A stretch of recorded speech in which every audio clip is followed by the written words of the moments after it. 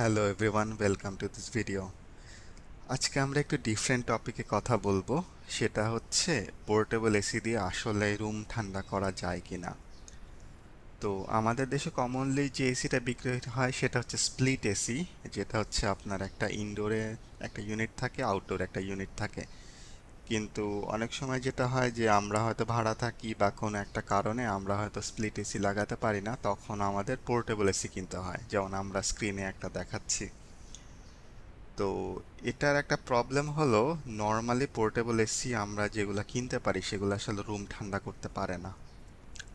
তো কেন পারে না সেটা বোঝার জন্য আমাদের আসলে একটু বুঝতে হবে যে এয়ার কন্ডিশনার কিভাবে কাজ করে। তো এখানে আমার কাছে একটা ডায়াগ্রাম আছে স্প্লিট এসির। তো যেটা বলছিলাম, এটা দুইটা ইউনিট থাকে, একটা হচ্ছে ইনডোরে, একটা হচ্ছে আউটডোরে। আর এই দুইটার মধ্যে রেফ্রিজারেন্ট মুভ করে। তো রেফ্রিজারেন্ট ধরেন যখন ইনডোরে আসে তখন সেটা লিকুইড অবস্থায় আসে। তখন সেটা ওই রুমের থেকে টেম্পারেচার অ্যাবজর্ব করে সেটা বাষ্পে পরিণত হয়। তো আমরা ওই ছোটকালে ফিজিক্সে পড়তাম যে কোনো লিকুইড থেকে পেপারে কনভার্ট হইলে ওই এনার্জি কনজিউম হয়। তো সেই এনার্জিটা এয়ার থেকে আসে, সুতরাং ওই এয়ারটা ঠান্ডা হয়। এখানে ছবিতে যেটা দেখাচ্ছে যে গরম বাতাস ঢুকতেছে আর ঠান্ডা বাতাস বেরোচ্ছে। তারপরে এই যে বাষ্প হয়ে গেল রেফ্রিজারেন্ট, সেটা তখন আবার বাইরে গিয়ে এই আউটডোর ইউনিটে যায়। সেই আউটডোর ইউনিটে একটা কম্প্রেসর থাকে, সেটা আবার চাপ দিয়ে ওইটাকে আবার লিকুইড বানায়। এবং সেই সময় আবার হিটটা বের হয়ে যায় সেখান থেকে, সেটা ওই বাইরে বের করে দেওয়া হয় বাইরের এয়ারে। এবং এই সাইকেলটা চলতে থাকে। তো যে জিনিস লক্ষণীয় সেটা হচ্ছে ভেতরের বাতাস যেটা ঠান্ডা হচ্ছে সেটা কিন্তু ভেতরেই থাকছে, আবার বাইরের বাতাস যেটা আমার ওই আউটডোর ইউনিটটাকে ঠান্ডা করতেছে সেটাও বাইরে থেকে নিয়ে বাইরেই থাকতেছে। মানে ভেতরের বাতাস বাইরে যাচ্ছে না বা বাইরের বাতাস ভেতরে আসতেছে না। তাতে তাতে যেটা হচ্ছে যে আমার ভেতরে ঠান্ডা বাতাসটা ঠান্ডাই থাকছে। আর আরেকটা বেনিফিট হচ্ছে যে আপনারা হয়তো খেয়াল করছেন যে ফ্রিজ থেকে কিছু বের করলে সেটার গায়ে আস্তে আস্তে পানি জমতে থাকে, কনডেনসেট হতে থাকে। তো ওই ইন্ডিয়া ইউনিটেও এরকম যখন এই ঠান্ডা হয় তখন পানি জমতে থাকে, সেই পানিটাও সে বাইরে বের করে দেয়। সুতরাং বাতাসে জলীয় বাষ্প কমে যায়। তো এটা মানে প্রিটি সিম্পলি মানে কিভাবে এসি কাজ করে। এখন আমরা যদি একটা আমাদের দেশে যেই এসিগুলা পাওয়া যায় তার মধ্যে একটা হচ্ছে এই গ্রিয়ের। তো এইটার যদি আমরা একটু ছবি দেখি, এটা আমি একটা ওয়েবসাইট থেকে পাইছি। তো ধরেন এই ছবিটা দেখি। তো এইটার মধ্যে কি কাজ করে। আম, এইটা হচ্ছে আমাদের যে ইনডোর ইউনিটটা ছিল সেটা হচ্ছে এই উপরে, আর যে আউটডোর ইউনিট ছিল সেটা হচ্ছে নিচে। আর এই যে মাঝখানে দেখছেন এইটা দিয়ে বাতাসটা বের হয়ে যায়।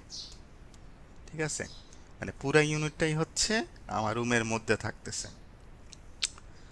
তো এতে একটা সমস্যা আছে, সেটা হচ্ছে যেহেতু আমাদের আউটডোর ইউনিটটাও ভেতরে থাকতেছে, আউটডোর ইউনিটটা যখন গরম হয়ে যাচ্ছে তখন সেই হিটটাও আসলে রুমের মধ্যেই রেডিয়েট হচ্ছে, বাট ওইটা আসলে মেইন সমস্যা না। মেইন সমস্যা যেটা হচ্ছে সেটা হচ্ছে যে দেখেন যে আমাদের এই উপরের অংশ ইনডোর ইউনিটে যে বাতাসটা ঢুকতেছে, সেটা ঠিক আছে, সেটা রুমের বাতাস এই ধরেন এই সাইডের ফিনগুলা দিয়ে ঢুকতেছে, দিয়ে এই সাইড বা পেছনের ফিন দিয়ে ঢুকতেছে। আর তারপরে আমরা যদি সামনের ছবি দেখি, এই সামনের এরিয়াটা দিয়ে বের হয়ে যাচ্ছে। বাট আউটডোরে কি হচ্ছে আসলে, আউটডোরে যেটা হচ্ছে, আমরা যদি নিচে যাই, আউটডোরে হচ্ছে আপনার, এই ছবিটা আসলে ভালো বোঝা যাচ্ছে না, এইটা দেখি। হ্যাঁ, আউটডোর হচ্ছে এই সাইড থেকে বাতাসটা ঢুকতেছে, আর সেটা কিন্তু রুমের বাতাস, এবং সে এই এই অংশটা দিয়ে বের করে দিচ্ছে।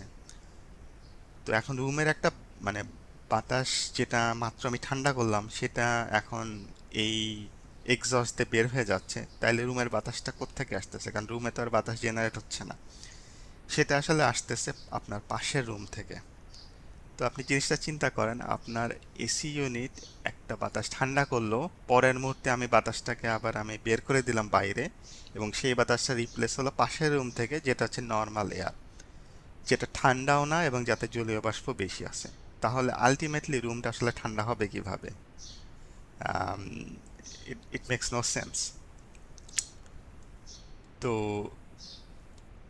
এটার জন্য বেটার হচ্ছে এক রকমের পোর্টেবল এসি আছে যেটা হচ্ছে আপনার ডুয়াল হোস্ট পোর্টেবল এসি। এটা হচ্ছে এরকম একটা মডেল, উইন্টার পোর্টেবল এসি। আমি যদি এটার একটা ছবি আপনাদের দেখাই, এটা দেখেন যে এটা হচ্ছে সামনের অংশ, এই জায়গা দিয়ে ঠান্ডা বাতাস বের হয়। আর এটা হচ্ছে পিছনের অংশ, পিছনের অংশে আপনার এটা হচ্ছে রুমের ঠান্ডা বাতাস মানে নর্মাল বাতাস নিয়ে সামনে ঠান্ডা দিচ্ছে। আর এইটাখানে দেখেন একটা হোজের পরিবর্তে দুইটা হোজ আছে। দুইটা হোজের কাজ কি, একটা হোজ দিয়ে বাইরে থেকে সে গরম বাতাস নেয়, দিয়ে ওই কম্প্রেসারটাকে ঠান্ডা করে মানে আরো গরম বাতাস যেটা আছে সেটাকে বের করে দেয়।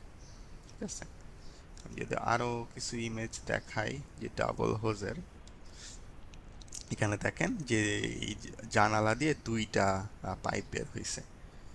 তো এই এসি গুলো আসলে ভালো, এইগুলো আসলে রুম ঠান্ডা করতে পারে। কিন্তু সমস্যা হলো আমাদের দেশে যে ইলেকট্রনিক্স ম্যানুফ্যাকচারাররা তারা তো ভালো জিনিস আনে না, তারা সব মানে রাজ্যের সব বস্তা পচা জিনিস এনে আমাদের দেশে বিক্রি করে, কারণ এটা আপনি পাবেন না মার্কেটে। তো সেটার জন্য তাইলে আমরা কি করা যায়? একটা কাজ আমরা যদি করতে পারি সেটা হচ্ছে যে ধরেন উপরের অংশ যেটা ইনডোর সেটা আমরা যা আছে তাই রাখলাম। নিচের অংশে এই যে যে পেছনে বা সাইডে যেখান থেকে বাতাস আসছে সেটাকে যদি আমরা একটা বক্সের মধ্যে একটা মানে পাশে একটা বক্স বানাই, সেটার চারদিকে ঢেকে দেই এবং বক্সটা আরেকটা আলাদা পাইপ দিয়ে রুমের বাইরে বের করে দিই, তাহলে যেটা হবে যে ওই কম্প্রেসার ঠান্ডা করা বাতাসটা বাইরে থেকে আসবে, দিয়ে এই মাঝখানে এক্সস্ট দিয়ে বের করে দিবে। তাহলে রুমের বাতাসটা সে আর বের করবে না, নেগেটিভ প্রেশারটাও হবে না। তো এটা করলে একটা পসিবিলিটি আছে যে আমাদের পোর্টেবল এসি কিছুটা হইলেও রুম ঠান্ডা করতে পারবে। তো এই জিনিসটা ধরেন আমি আমার রুমে করছি, আমার রুমের ছবিটা দেখাচ্ছি। সেটা হচ্ছে এই যে এসির সামনে দিয়ে তো ঠিক আছে ঠান্ডা বাতাস বেরোচ্ছে, আর এই সাইডের ফিনগুলা খোলা আছে দেখতে পাচ্ছেন, সেখান দিয়েও বাতাস ঢুকতে পারছে। আর নিচের যে এই যে কম্প্রেসারের অংশটা, সেই কম্প্রেসারের অংশটা বাতাসটা আসলে একটা বক্স দিয়ে ঢেকে দেয়া।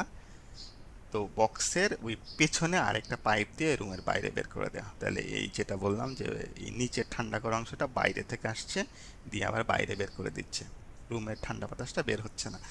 তো আমি ওই আনমডিফাইড অবস্থায় আমি দেখছি যে 1 ঘন্টা পোর্টেবল এসি চালাইলেও একটুও ঠান্ডা হইতে চায় না, যা আছে প্রায় তাই থাকে। আর এরকম বক্স করে দেওয়ার পরে আপনার মোটামুটি আধা ঘন্টা চালানোর পরে রুমে ঠান্ডা ফিল হয়। এটা স্টিল আপনার পোর্ট মানে স্প্লিট এসি যত ভালো কাজ করে, আমাদের আরেকটা রুমে আছে সেম এনভায়রনমেন্ট, ওইটা যত ভালো কাজ করে এটা করে না, কোনো দিনই করবে না। বাট স্টিল মানে কাজ করার মতো চলবে। তো এটাই ছিল আজকে শর্ট ভিডিও। যদি কারো কাজে লাগে, so I'll be very happy. As always, thank you for watching.